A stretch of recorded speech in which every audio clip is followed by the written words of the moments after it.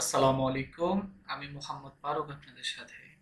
আজকে আপনাদের সাথে ছোট্ট একটা বিষয় শেয়ার করব। সেটা হচ্ছে যে আমরা আমাদের সি প্যানেল থেকে কিভাবে একটা ওয়েব মেইল ক্রিয়েট করতে পারি এবং সেই ওয়েব মেইলটা আমরা কিভাবে আমাদের পার্সোনাল জিমেইলে আমরা ফরওয়ার্ড করতে পারি। একদম ইজি প্রসেস। তো চলুন দেখাই কিভাবে আপনারা করবেন। প্রথমত আপনারা আপনাদের সি প্যানেলে অ্যাক্সেস করবেন। অ্যাক্সেস করার পরে আপনারা এখানে আসার পরে খুঁজতে পারেন যে ইমেইলের আন্ডারে আপনার ইমেইল অ্যাকাউন্টস নামে একটা অপশন আপনি পাবেন। দেখুন ইমেইলের আন্ডারে একটা ইমেইল অ্যাকাউন্টস। তো আমি এটা করবো না, আমি জাস্ট সার্চ দিয়ে দেখেন ইমেইল লিখবো। ইমেইল লিখলাম, লেখার সাথে সাথে কিন্তু এটা ইমেইল অ্যাকাউন্টস চলে এসছে। তাহলে আমি এখানে ইমেইল অ্যাকাউন্টসে ক্লিক করব। জাস্ট ক্লিক করলাম। ক্লিক করার পরে আমি এখানে দেখব আমার কয়টা ইমেল অ্যাকাউন্টস অলরেডি ক্রিয়েট করা আছে। দেখেন এখানে 1 2 3, যদি আমরা এখানে দেখেন তিনটা আমার ইউজড, 27 অ্যাভেইলেবল। তার মানে আমি আরো 27টা ইমেল অ্যাকাউন্ট খুলতে পারবো। এটার জন্য প্রথমে আমরা যদি এখন নতুন আরেকটা জিমেইল অ্যাকাউন্ট, যেটার জন্য আমরা আজকে ভিডিওটা করতেছি, এটার জন্য আমরা প্রথমে যাবে ক্রিয়েট অপশন। দেখেন এখানে ক্রিয়েট অপশন আছে, এখানে ক্রিয়েটে ক্লিক করব। ক্লিক করার পরে আপনি যেই নামে আপনার ইমেল অ্যাকাউন্টটা খুলতে চাচ্ছেন আপনি সেই নামটা এখানে দিবেন। যেমন আমার অনেকগুলো আছে, ইনফো আছে, আমার সবগুলো আছে। তো আমি এখানে জাস্ট সেলস নামে খুলবো, sales@mohammedfarooq.com এটা আসবে। এখন আমি এখানে আপনার পার্সোনাল কোনো জিমেইল দিয়ে পাসওয়ার্ড দিতে পারেন, অথবা এখানে জেনারেট করে নিতে পারেন। জেনারেটে ক্লিক করলাম। ক্লিক করে আমি জাস্ট এটা কপি করে রাখলাম। আমি ওই মেল থেকে লগ ইন করবো এই জন্য। বা আপনারা সেভ করে রাখতে পারেন, অথবা পরে চেঞ্জও করতে পারবেন, কোনো প্রবলেম নেই। এখন আমরা এখান থেকে জাস্ট ক্রিয়েটে ক্লিক করব, কিছুই করবো না। এখানে নাম দিব, নাম দেওয়ার পর এখানে পাসওয়ার্ড দিব, পাসওয়ার্ড দিয়ে এখানে জাস্ট ক্রিয়েটে ক্লিক করব। দেখেন ক্রিয়েট হয়ে গিয়েছে। দেখেন sales@mohammedfarooq.com।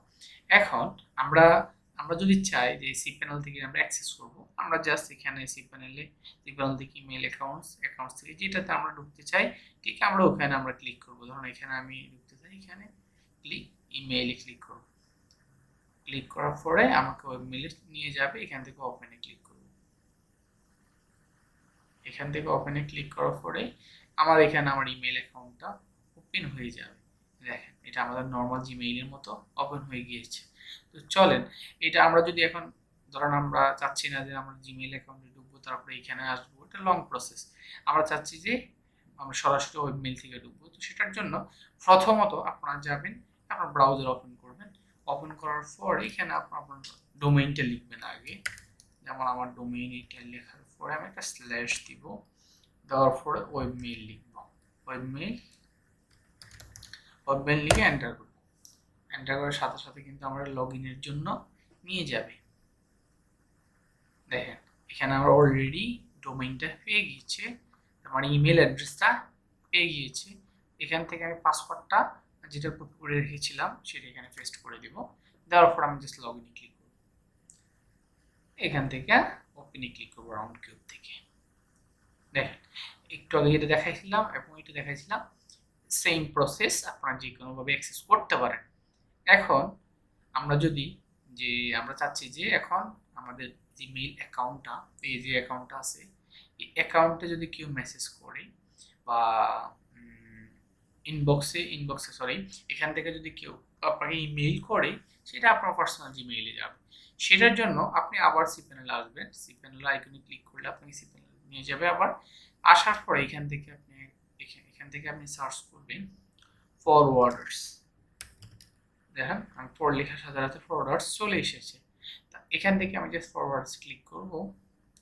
ক্লিক করার পরে এখন আমার দেখেন আমার কয়টা জিমেইল অলরেডি ফরওয়ার্ড করা আছে। এই জিমেইল থেকে এখানে ফরওয়ার্ড করে দিয়েছি। কেউ যদি এই জিমেইলে contact@mohammedfarooq.com এ ইমেইল করে আমাকে, সেটার সাথে সাথে কিন্তু ইমেইলেও চলে আসবে, এটাতেও আসবে, এটাতেও আসবে। সো আমার কষ্ট করে আর সি প্যানেল আসতে হবে না, বা ওয়েব মেলে ঢুকতে হবে না, দেখতে হবে না কে মেসেজ দিয়েছে। জাস্ট আমি আমার জিমেইলটা ওপেন করলে মোবাইল ইউজ করতে পারি, ল্যাপটপ ইউজ করতে পারি, যে কোনোভাবে আপনি অ্যাক্সেস করতে পারেন।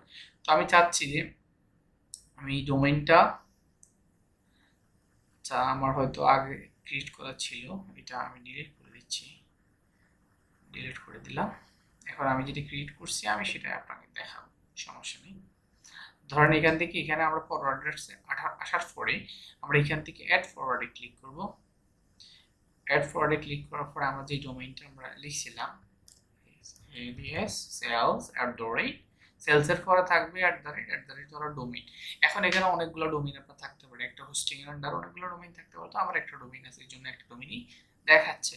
তো আমি এখান থেকে যদি এই ইমেলটা আমি দিয়ে দিব ফরওয়ার্ড আমার ডেস্টিনেশন মানে গন্তব্য, যে আমি যেখানে নিতে চাচ্ছি আসলে ফরওয়ার্ড টু ইমেল অ্যাড্রেস, তো আমি এই অ্যাড্রেসটা নিতে চাচ্ছি, কেউ যদি আমাকে এই ইমেলটা মেসেজ করে, এই ইমেলটা ইমেল করে, তাহলে সেটা এখানে ফরওয়ার্ড হয়ে চলে আসবে। জাস্ট অ্যাড ফরওয়ার্ড দেখেন,